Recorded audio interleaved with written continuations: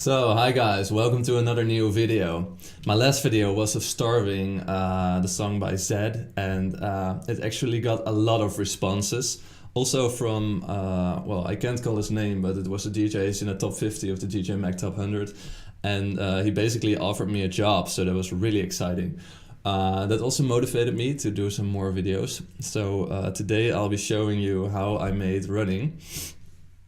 This is a 4-part video series. So the first part I will show how I did the kick, the bass and the vocals. So that's this video. Then in the next video I will show how I did the chords and the drums.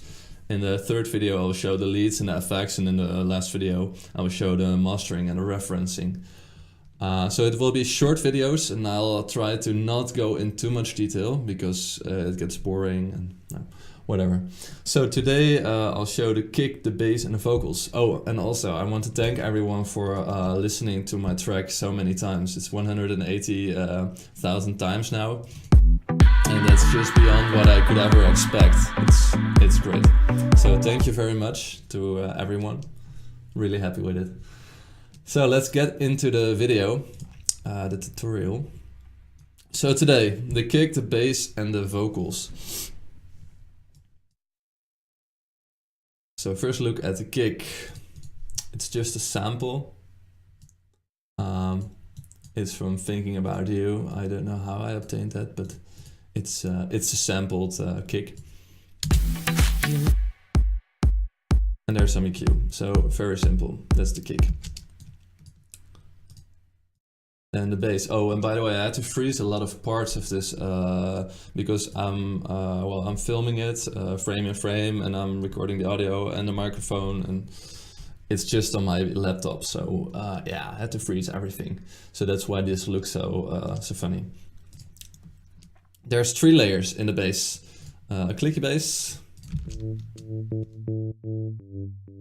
this one, and a sub.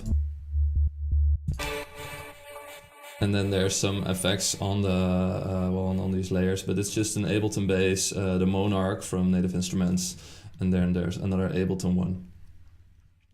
And then there's automation on the levels. So this is always really important to automate your levels, because when I first started I was like, okay, levels should be always alright, so the instrument plays its part and then everything's perfectly leveled throughout all the song. Well, it unfortunately doesn't work that way, so you have to, well, for example here I use sub, but I lower the level with 3 decibels, and then here it's normal. So there's a lot of automation everywhere to get a song sounding well. Yeah. So that's all about the bass.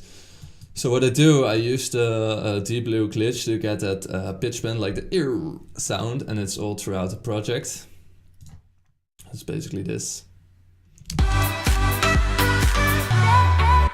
And then I automate it because then it only pitch bends it at certain places.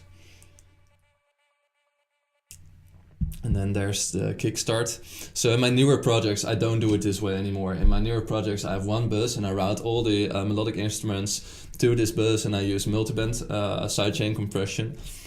But in these older projects, I use separate, sidechain compression simulation things, so volume automation plugins. And I automate the levels throughout the song. So that's the bass and the kick. And then the vocals. So vocal production, I could spend like hours talking about this. I'm very passionate about it. Yeah, I also do it really differently now when I make vocals. But it's still interesting to talk about how I did this vocal. So basically we did a bunch of recordings, not too many this time. Then you pick out the best ones, so you divide everything up into sentences. So like here, you lay there on the kitchen floor. It seems like. And then you compare all the sentences, and then you compile like a good vocal out of all those pieces, and you glue them together. And yeah, then once you have all the pieces, if you do like a single layered vocal, so this is mostly single layered. Only in the end there are some harmonies playing, but this is mostly just one vocal. Yeah, I won't go into too much detail. Anyway, so I did melodyning. So that's pitch correction. It's an art on its own. You lay there on the kitchen floor. So this is melodyne. So if we look at the original recording, which is compiled, then you lay there on the kitchen floor. It seems like you can't take no more. So it seems like you can't take no more. Oh, CPU is having difficulties. It seems like you can't take no more. So you really hear the difference. So melodyning is an important skill and it's vital to getting a good vocal. So then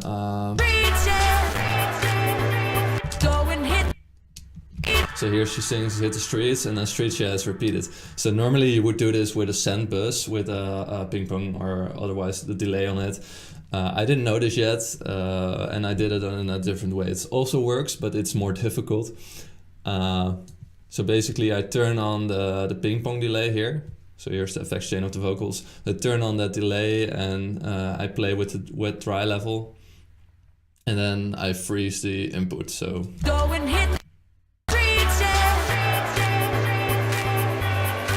so I'll keep running for you.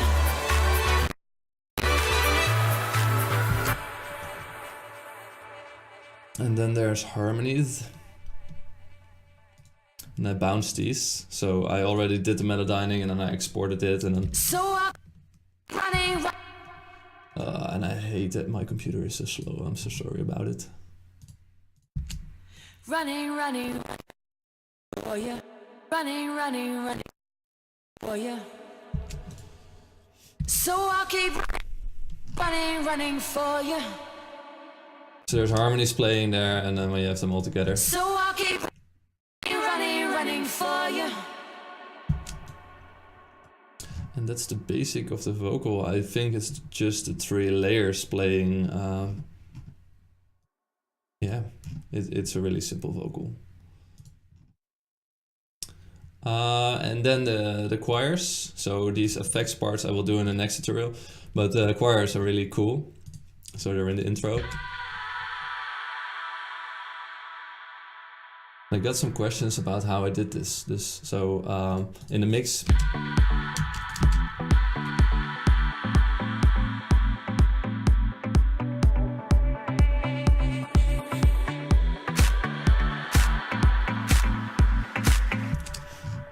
So basically I asked Elske, the performer of this one, to just sing a choir line for me.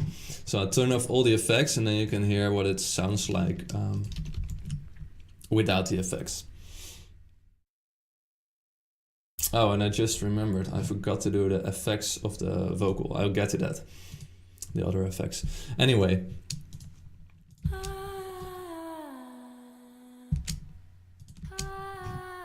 And this is still with a send reverb on it, so if I turn that off.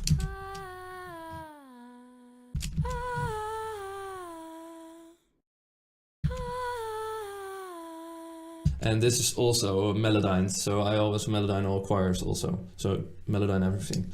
So combined this sounds like... And then the other way around. I just reversed it, I thought it would sound cool. And then you add a fuckload of effects. So it's basically a vocal plugin from Waves, the JJP vocals. Then a ping pong delay, a reverb. Then you EQ it to give it more high. Then another ping pong delay, which is really wet. And then a bandpass filter. And that's, well, the secret of this sound. Because without... just like sounds like a cool choir and then very breathy. So in the mix.